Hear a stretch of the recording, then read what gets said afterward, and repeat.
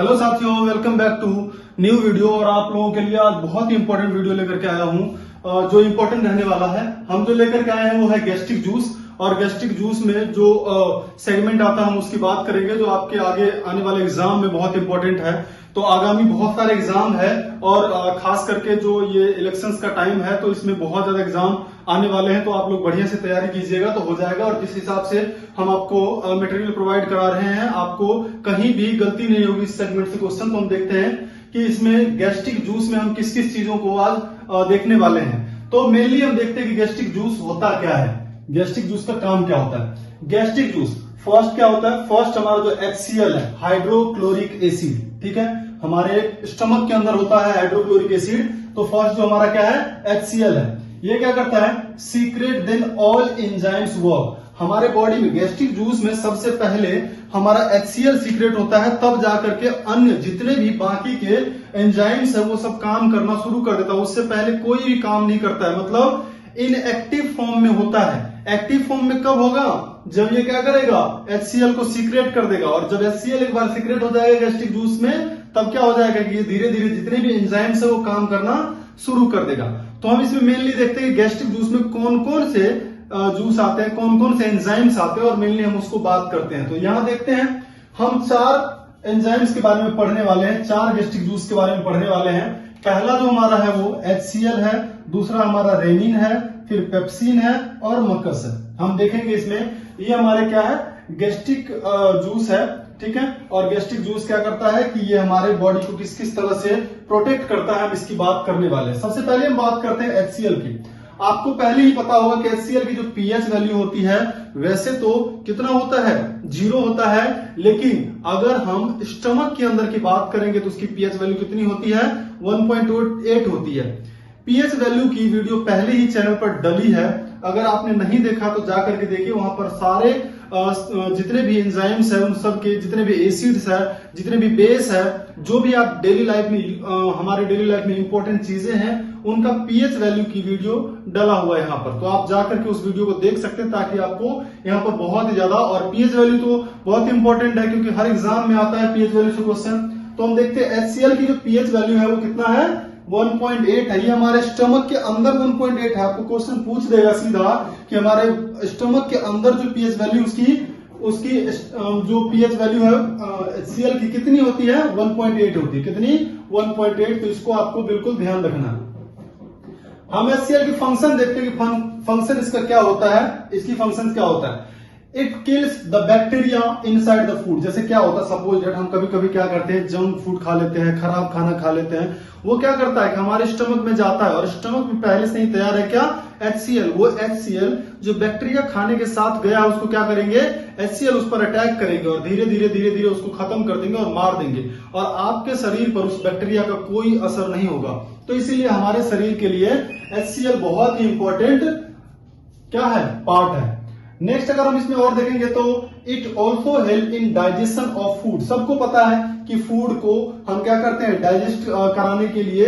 Digest जो हमारा food होता है वो किसके माध्यम से होता है HCl जब जाकर के खाने में मिल जाता है तो उसकी ब्रेकिंग होने लग जाता है, वो टूटने लग जाते हैं और धीरे धीरे धीरे धीरे डाइजेस्ट होता है। कभी कभी आप सभी लोगों ने नोटिस किया होगा कि जैसे सपोज दैट क्या करते हैं कि अचानक से हमें डकार आता है और तेज जब डकार आता है तो क्या करते हैं कि मतलब उल्टी जैसा सेगमेंट होता है या मतलब कुछ खाने के पार्टिकल्स आपके मुंह में आ जाते हैं तो वो बहुत ही ज्यादा कड़वा लगता है। वो कड़वा किसकी वजह से लगता है HCl की वजह से ही लगता है, ठीक है। लेकिन आप तो बोलेंगे कि ये इतना 1.8 है बहुत ज्यादा खतरनाक है तो हमारे बाकी चीज को क्यों नहीं प्रॉब्लम करता है। तो वो हमारे यहाँ पर जो आता है हमारे पास जो आता है वो किस फॉर्म में आता है डिल्यूटेड फॉर्म में आता है। बहुत सारी चीज मिला होता है उसमें, इसलिए आपको दिक्कत नहीं होती है। लेकिन पेट के अंदर जब वो होता है तो 1.8 होता है, ठीक है। अब हम देखते हैं कि इसमें ये क्या करता है कि अगर सीक्रेशन बढ़ जाता है HCl की तो क्या होगा, अगर HCl बहुत ज्यादा सीक्रेट होने लग जाता है तो अल्सर की प्रॉब्लम होता है, जो मुंह में छाले वाले हो जाते हैं,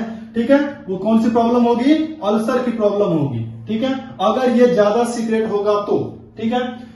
और खास करके और देखते हैं कि एक इंपॉर्टेंट सेगमेंट है जो एल्कोहलिक पर्सन है। कौन से पर्सन है, जो शराब पीने वाले, जो शराबी व्यक्ति है, जो शराब पीने वाले लोग हैं वो क्या करते हैं take fatty acid. Fatty acid मतलब वो ज्यादातर तला भुना चीज खाते हैं, ताकि क्या करे कि उसके जो उससे जो अल्कोहल से जो उसको हार्म होगा उसको क्या करें, अल्कोहल से जो उसको HCl में दिक्कत होगा वो क्या करेंगे कि वो उसको न्यूट्रल कर देंगे, नॉर्मल कर देंगे। अब ये क्या लोग पढ़ के जाते हैं पहले दारू पीने से पहले? तो ऐसा कोई बात नहीं है। लोगों ने एक ट्रेंड बना रखा है कि हमें तला भुना ही खाना है, तब जाकर के उसकी टेस्ट आएगी। तो क्या करते हैं, या तो तला भुना खाते हैं या फ्रूट्स खाते हैं, और ये बहुत ही ज्यादा जरूरी है। और खास करके अल्कोहल तो हार्मफुल है ही, अल्कोहल पीना नहीं चाहिए, ठीक है, लेकिन फिर भी लोग पीते हैं, तो अपनी अपनी चॉइस हम क्या कर सकते हैं, ठीक है। नेक्स्ट है यहाँ पर हम देखते हैं, नेक्स्ट अगर हम बात करते हैं तो इसमें किसकी बात करेंगे, हम रेनिन की बात करेंगे। अब हम रेनिन की बात करते हैं तो रेनिन क्या काम करता है, it help digestion of milk in the infant. Infant का मतलब क्या, जो छोटे बच्चे होते हैं उसके अंदर जो दूध का पाचन होता है, दूध का जो डाइजेशन होता है वो किसके वजह से होता है, रेनिन के वजह से ही होता है। रेनिन उस बच्चे के अंदर रेनिन पाया जाता है, जिसके अंदर क्या होता है, मिल्क का डाइजेशन होता है, ठीक है, क्योंकि उस टाइम तक उस बच्चे में HCl बहुत ज्यादा कम सीक्रेट होता है और रेनिन की वजह से उसके दूध का डाइजेशन होता है, ठीक है।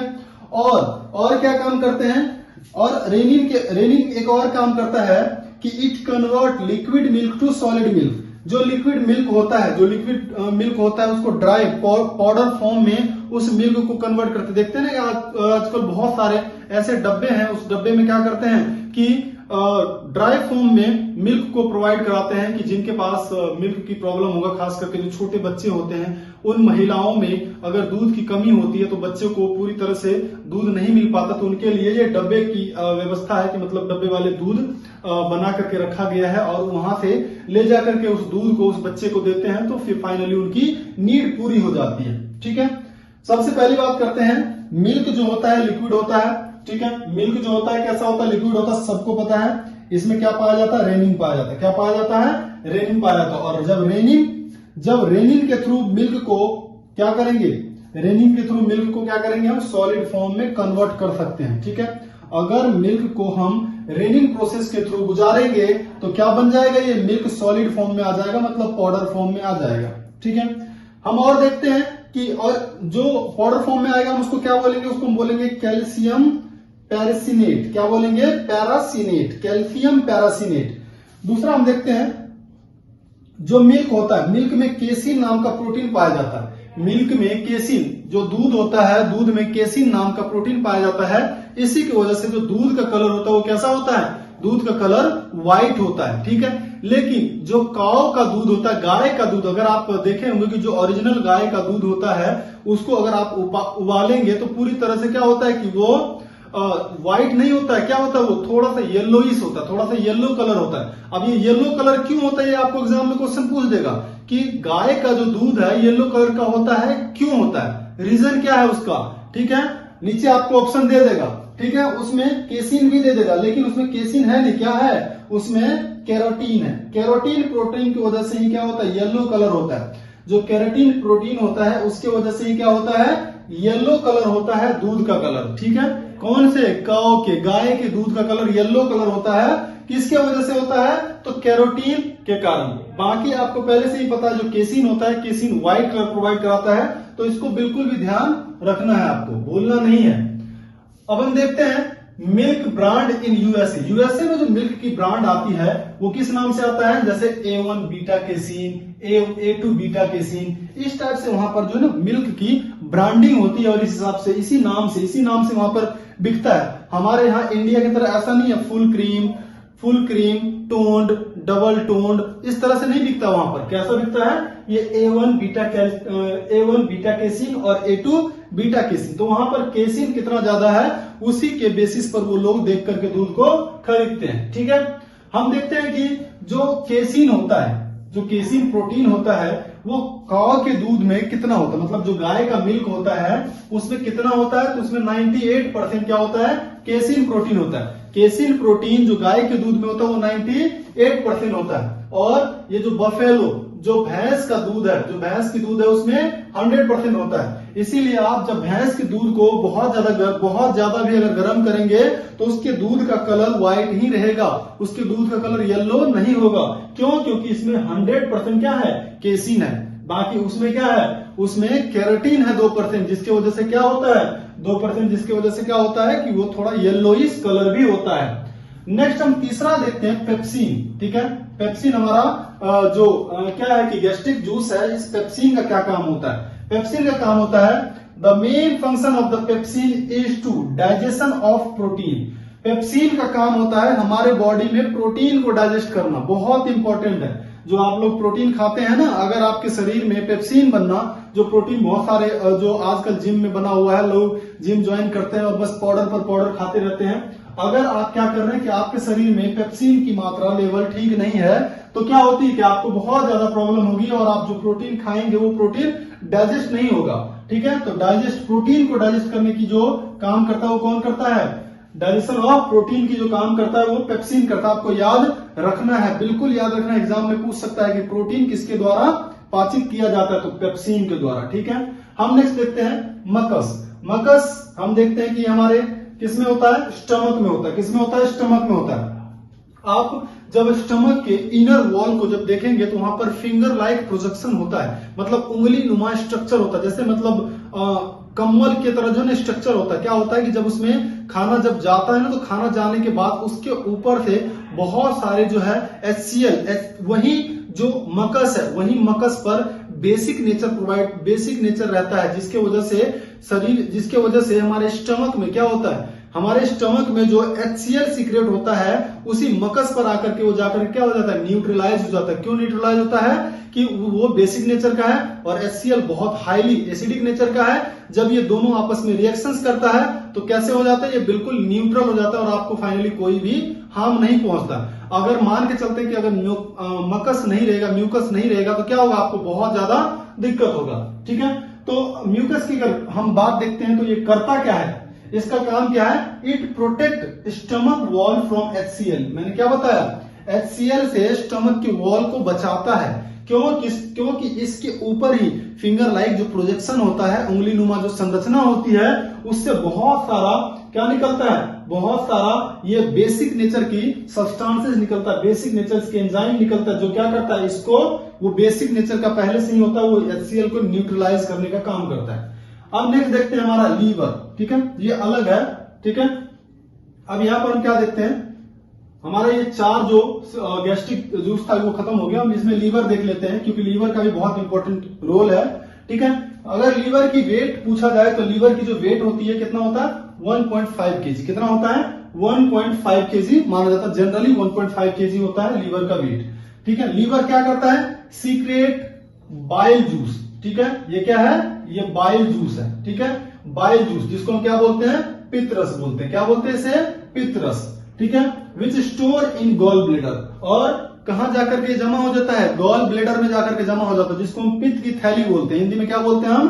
पित्त की थैली बोलते हैं। तो ये वहां जाकर के जमा हो जाता है। ठीक है, बाइल जूस बहुत ही इंपॉर्टेंट है। ठीक है, बाइल जूस। अब आपको क्वेश्चन पूछ देगा कि खास करके जो ये बच्चे तो सब पढ़ के जाते हैं कि कहां पर होता है, क्या होता है, लेकिन ज्यादातर जो क्वेश्चन बनने की चांस है वो एक्सेप्शन से क्वेश्चन बनने की चांस है।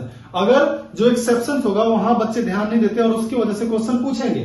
तो ये कहां काम? जो गॉल ब्लेडर हॉर्स में और रैट में नहीं होता है। मतलब जो रैट चूहा है और जो हॉर्स है घोड़े हैं, उसके अंदर गॉल ब्लेडर नहीं पाया जाता है। ये आपको बिल्कुल भी ध्यान रखना है, बिल्कुल भी नहीं भूलना है, बहुत इंपॉर्टेंट है। क्या करना है? गॉल ब्लेडर कहां एब्सेंट होता है? तो घोड़े में और रैट में। ठीक है, हम और देखते हैं कि gall bladder remove water and concentration of bile juice. हमारे बॉडी से क्या करता है? ये वाटर को लेवल कर देता है, वाटर को हटा देता है और बाइल जूस को कंसंट्रेट करके रखता है, बिल्कुल कंसंट्रेट करके रखता है उसको, मतलब सांद्रित करके रखता है। अब हम देखते हैं कि बाइल जूस होता क्या है। अभी तो हम बाइल जूस की बात कर रहे थे, लेकिन ये होता क्या है हमें इसके बारे में भी तो देखना है। It is not enzyme but they act like enzyme. जो बाइल जूस है ये एंजाइम तो है नहीं, लेकिन एंजाइम के जैसा ये वर्ताव करता है, एक्ट करता है सेम उसी तरह से। ठीक है, तो ये क्या करता है, ये सेम उसी तरह से एक्ट करता है। नेक्स्ट अगर हम देखते हैं तो जो पीएच ऑफ बाइल जूस होता है, बाइल जूस की जो पीएच वैल्यू होता है वो क्या होता है 7.4। और आपको पता है ना जो पीएच स्केल पर जो हम बताए थे, पहले आपको बता चुके हैं कि पीएच स्केल पर जो नंबर होता है यहाँ 0 होता है और यहाँ 14 होता है और यहाँ बीच में क्या होता है 7 होता है। और 7 जो होता है हमारा क्या होता है न्यूट्रल होता है। क्या होता है ये हमारा न्यूट्रल होता है। ये हमारा हाईली बेसिक हो गया, ये हाईली बेसिक हो गया और ये हमारा क्या हो जाएगा हाईली एसिडिक हो जाएगा। तो ये इस तरह से है। तो इस तरह से ये पहले से ही वीडियो है, आप जाकर के वहां पर देखेंगे तो और ज्यादा क्लियर होगा। तो ये क्या है, जो बाइल जूस हमारा कैसे नेचर का है, बेसिक नेचर का है। ये याद रखना है आपको, एग्जाम में पूछ देगा। आपको लग रहा है कि बाइल जूस है और बाइल जूस गैस्ट्रिक जूस है, तो गैस्ट्रिक जूस ज्यादातर क्या होता है, कैसा होता है, एसिडिक नेचर का होता है। तो कहीं आपको ये ना लगे कि ये क्या है एसिड है, तो ये क्या होता है बेस है, बेसिक नेचर का होता है ये, ठीक है। नेक्स्ट हमारा the main function of bile juice is to digestion of fat. ये बहुत इंपॉर्टेंट है, आपको बार बार एग्जाम में पूछ दिया जाता है कि फैट का डाइजेशन किसके द्वारा होता है। तो जो हमारे शरीर में फैट का डाइजेशन है वो किसके कारण होता है, बाइल जूस के कारण। बाइल जूस का मेन काम क्या है, हमारे शरीर में फैट को, वसा को क्या करना, पाचित करना, फैट को डाइजेस्ट करना। तो ये था हमारा बहुत ही इंपॉर्टेंट वीडियो और आप लोग इसी तरह से वीडियो देखते रहिए, तैयारी करते रहिए और इस तरह से इस सेगमेंट को और ज्यादा शेयर कीजिए ताकि कि बहुत सारे लोगों को इससे हेल्प हो। क्योंकि हम चाहते हैं कि फ्री में हर उस बच्चे तक ज्ञान चले जाए, नॉलेज चले जाए जो अच्छे कोचिंग में आकर के नहीं पढ़ सकते हैं, ठीक है। क्योंकि आपको ये बहुत सारे बुकों से छांट करके, मेहनत करके, असाइनमेंट बना करके इस तरह से जो है आपको नोट्स और वीडियो प्रोवाइड करा करके समझाया जाता है। तो कृपया करके आप लाइक कर सकते हैं और शेयर करेंगे तो हमारा भी मनोबल बढ़ेगा। हम इस तरह से और भी वीडियो कंटिन्यूटी बना करके रखेंगे और आपको आपकी जो तैयारी है उसमें हम जो है अपना योगदान देते रहेंगे। तो मिलते हैं जल्द किसी और वीडियो के साथ। तब तक आप चैनल पर बने रहें, पढ़ते रहें और अपना सेहत का ध्यान रखिए। जय हिंद, जय भारत।